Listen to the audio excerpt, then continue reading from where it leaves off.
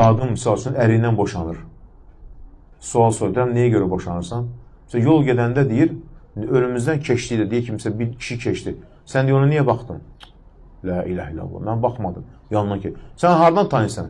Axı sən onu nəzər saldın.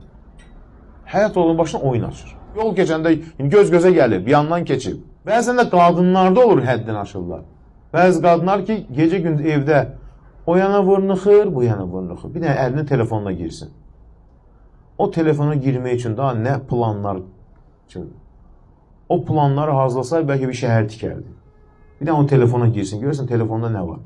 Qısqanclığı partlayır, telefona girmək üçün. Nə ölüm? 1000 dənə bəhanə ki, o telefona girməlidir. Telefonda baxsın kimlər var.